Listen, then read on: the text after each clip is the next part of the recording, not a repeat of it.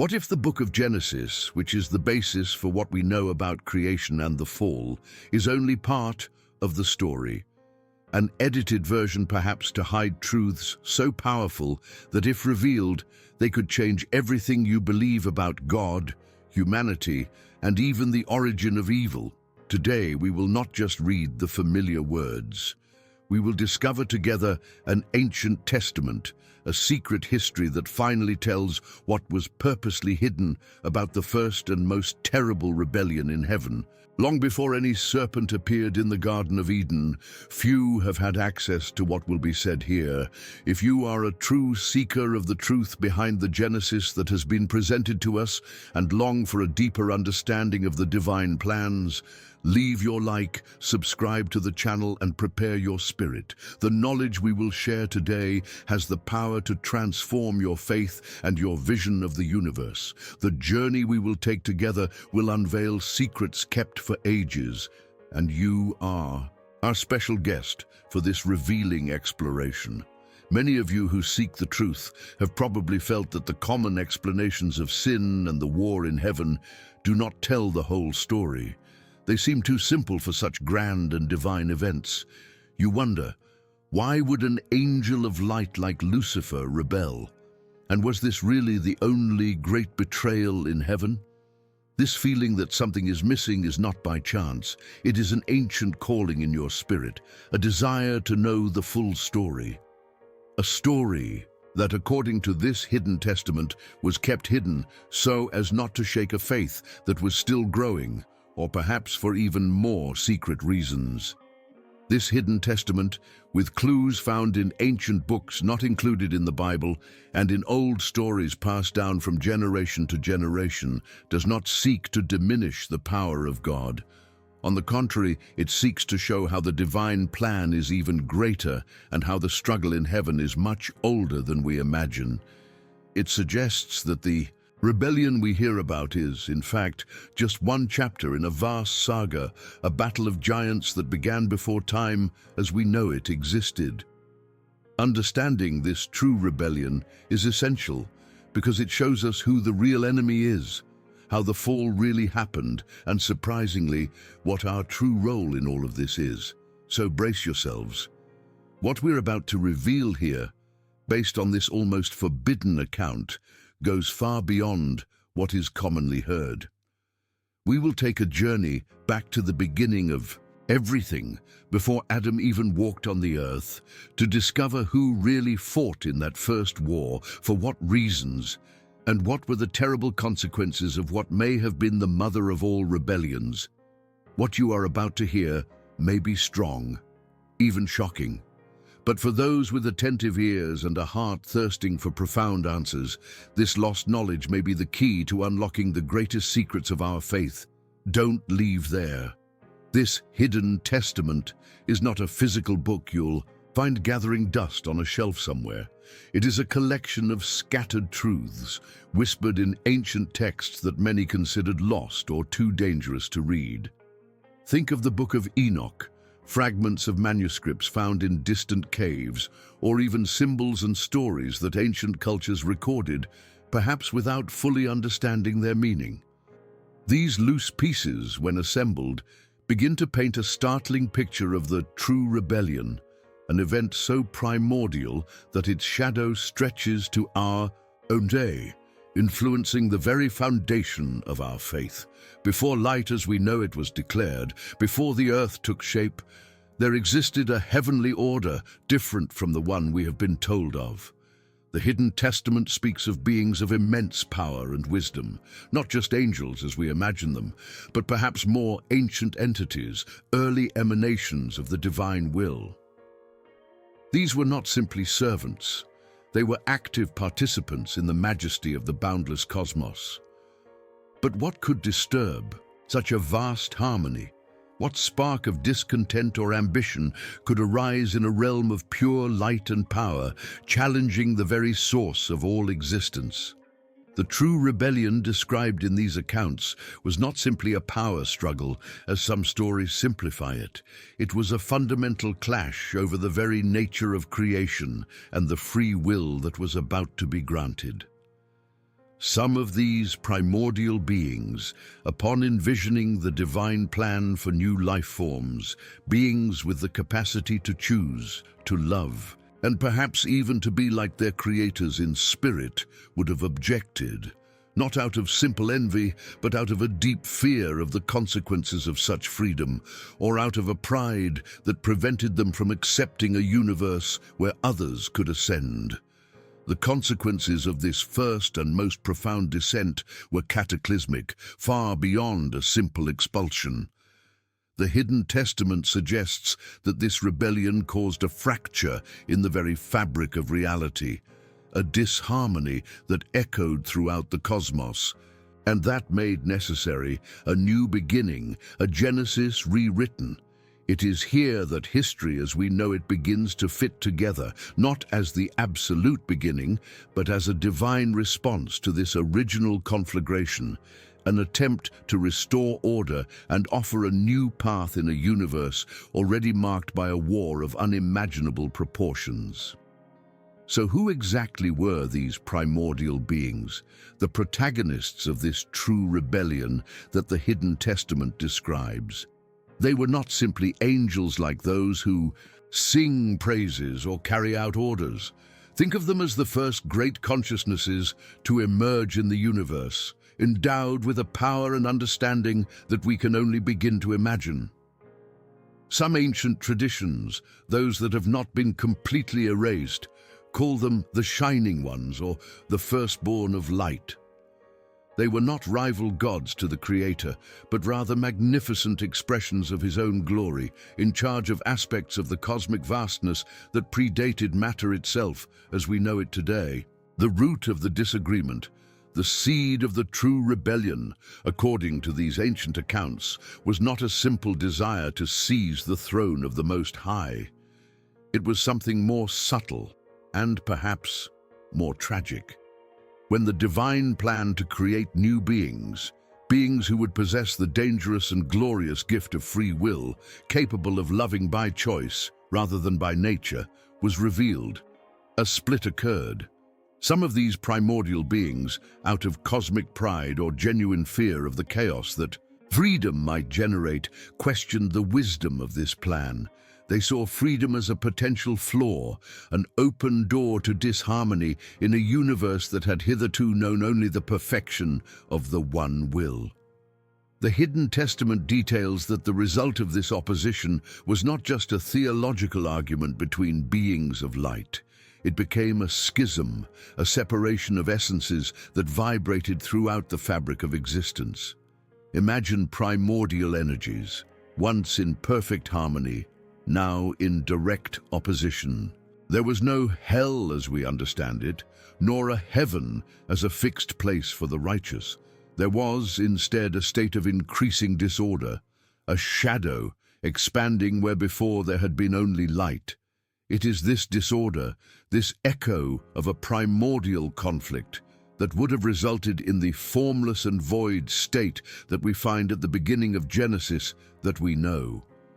And it is crucial to understand, this true rebellion did not end there, with creation descending into chaos. In fact, it merely set the stage. The shadow cast by this ancient conflict would loom over all future creations. The enemy Adam and Eve would encounter in the garden would be no mere recently fallen angel, but a reflection, a participant, or a direct consequence of this much older war. The very act of creation described in Genesis, then, can be seen as God's first great response to this rebellion, an audacious plan to bring order out of chaos and ultimately vanquish the shadow. Every great opposition, every great conflict inevitably has a leader, a voice that rises first. The Hidden Testament reveals to us that the true rebellion was no different. Even before the name Lucifer was whispered in fear, there existed another entity, a being of almost unimaginable power and brilliance, known as the bringer of the first light, or the questioning mind. This was a being not born of evil, but of perfection. His fall was not from a sudden lust for power, but from a deep and fundamental disagreement with the very course that the Creator intended for the future of all existence. The philosophy of this first adversary was, at its core, a defense of absolute, immutable order. He argued, according to the lost accounts, that true perfection lay in the absence of risk, in the harmony guaranteed by total obedience and the absence of choice. The idea of creating beings with free will, capable of introducing chaos, pain, and uncertainty into the universe, was to him a design flaw, an act of divine recklessness. He saw himself not as a traitor, but as a guardian of logic, a protector of the static sanctity of what already existed against the dangerous unpredictability of what was to come. It was with this logic, with this philosophy of order and control, that the first adversary began to attract other primordial beings to his side. He seduced them not with promises of power, but with arguments of reason and prudence. He convinced them that God's plan for humanity and other free creatures was a path to ruin and disorder. The first fall, then, was not a fall of angels being cast out of heaven in fire and fury, but a quiet, ideological fall, a fissure of loyalty at the heart of the cosmos, where perfect minds, for the first time, chose to disagree with the source of their own perfection. This philosophical division, this rebellion of principles, left an indelible mark on the structure of the universe. Before a single star was lit in the firmament, we know, a duality was introduced, the divine will for freedom and growth versus the philosophy of stagnation and control. This opposing energy, this shadow of the first adversary, did not disappear. It became a latent force in the cosmos, awaiting a stage, a battlefield where it could fully manifest itself. And that stage would be prepared in the act of creation that we call Genesis. Faced with this cosmic fracture, this shadow cast by the first adversary and his followers, the infinite Creator did not react with immediate fury. The Hidden Testament tells us of a period of profound divine contemplation, a majestic silence in which the plan for the next phase of existence was drawn up. It was not a question of annihilating the opposition by force, for that would not resolve the fundamental question of freedom. The plan was more ingenious, to demonstrate through a new creation the glory and superiority of freely chosen love, in contrast to the imposed order. And so we come to the verses we know, but with a new understanding. In the beginning, God created the heavens and the earth. This beginning, according to the Hidden Testament, was not absolute zero, but the beginning of a new order, a recreation or reorganization of the matter and energies already in existence, now marked by the echo of the true rebellion. The earth, without form and void, with darkness upon the face of the deep, was no accident, but the palpable reflection of the chaos left by the primordial conflict, the stage being set for a new act in the great cosmic drama. The Spirit of God, hovering over the dark, turbulent waters, was no passive observer. It was the divine architect at work, surveying the chaotic canvas and infusing it with his intention. Every movement, every vibration was a calculated step. The Hidden Testament describes this moment as the beginning of God's grand strategy. God was not merely creating a world, He was establishing the field where free will would be put to the ultimate test, where the philosophy of the first adversary would be confronted not by power, but by choice. Then came the first great decree of this new age: let there be light. And there was light.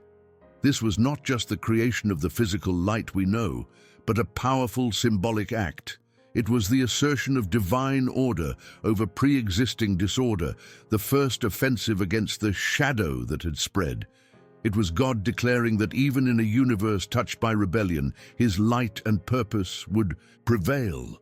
This was the true starting point for Genesis rewritten, the beginning of the journey to redeem creation itself, With divine light piercing the primordial darkness, the following days of creation narrated in Genesis take on a new and profound dimension.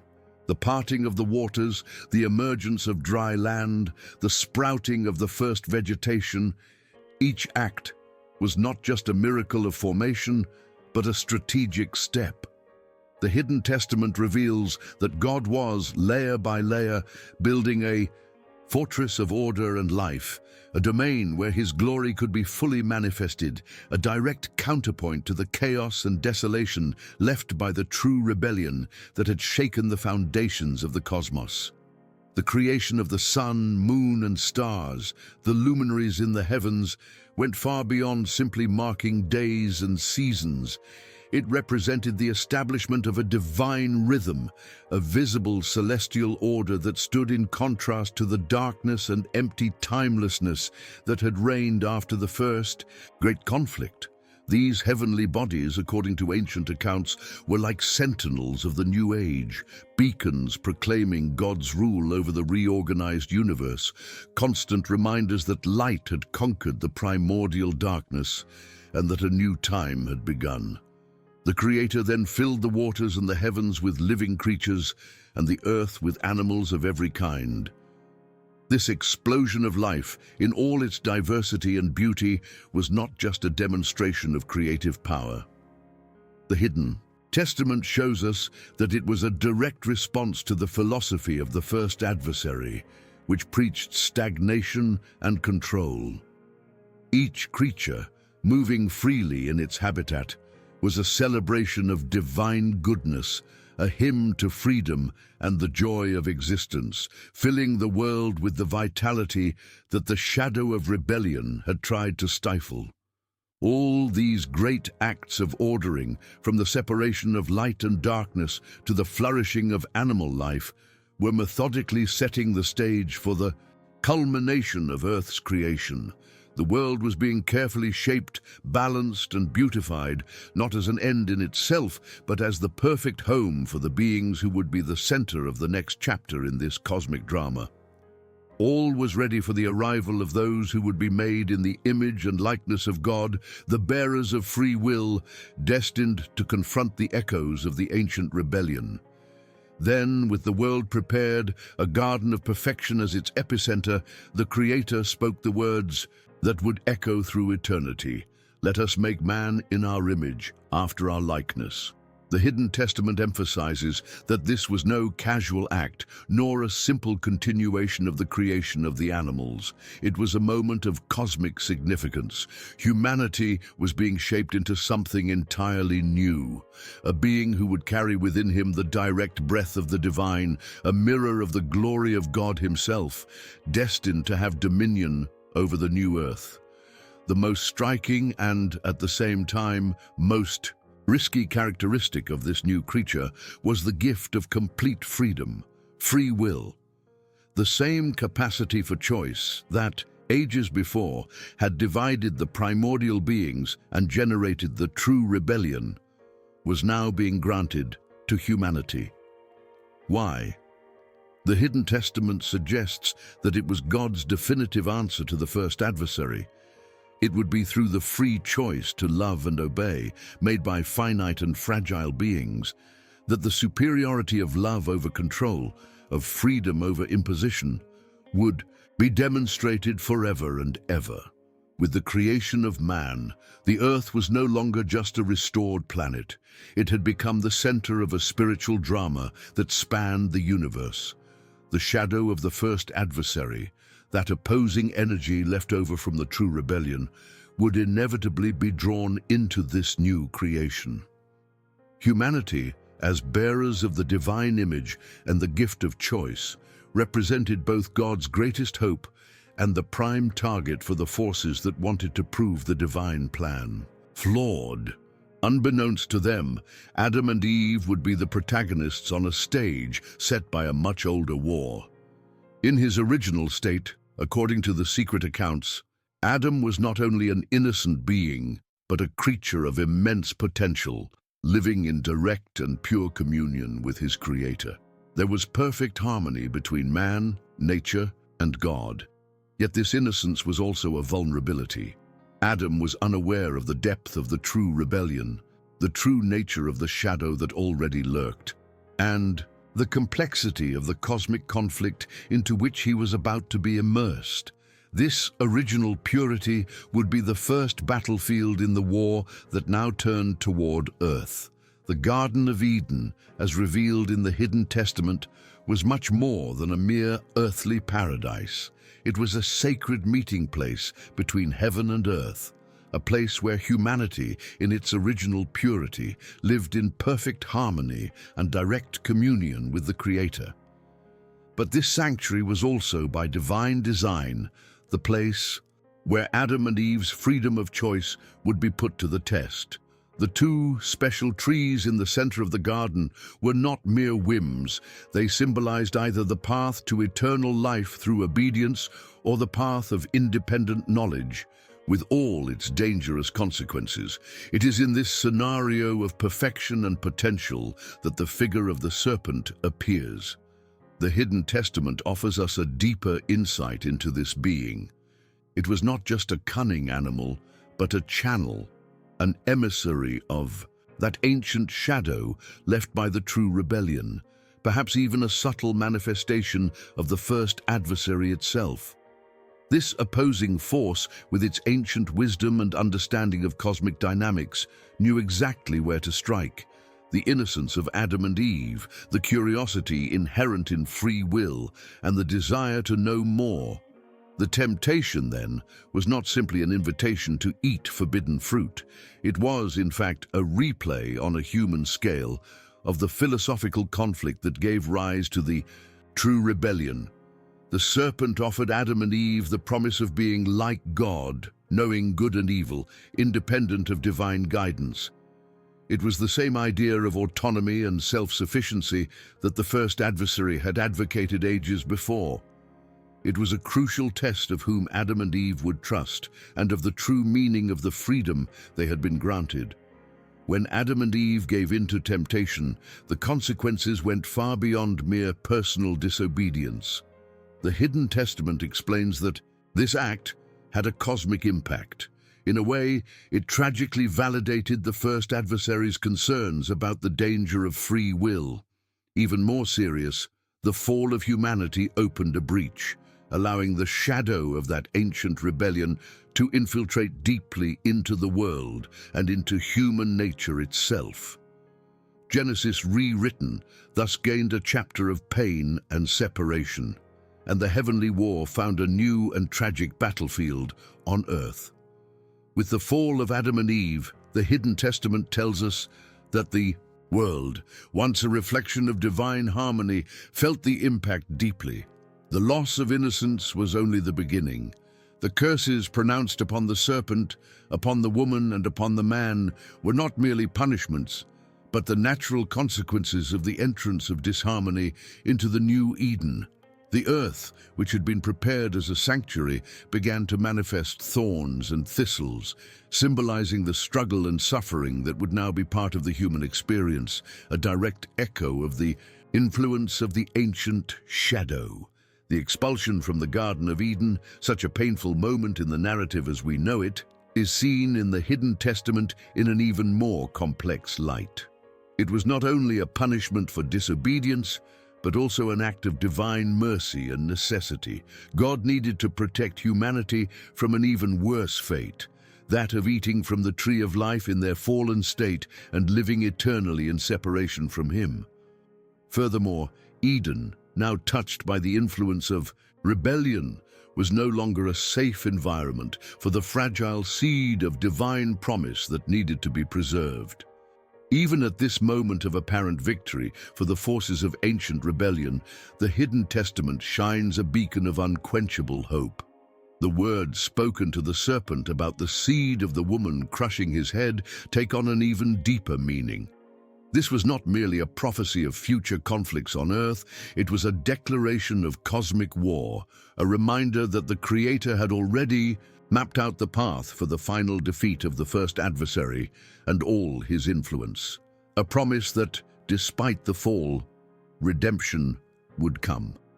The stories that follow in the book of Genesis, Cain's jealousy and fratricide, the long genealogies marked by the brevity of life, the growth of evil that would culminate in the flood, are interpreted by the Hidden Testament as the unfolding of this struggle. Humanity became both the battlefield and the prize in this ancient war. Every choice, every act of faith or rebellion echoed in the larger conflict between the light of God's promise and the lingering shadow of the true rebellion that sought to corrupt creation. Understanding the true rebellion, as revealed in the Hidden Testament, gives us a new lens through which to view not only Genesis but the entire spiritual journey of humanity.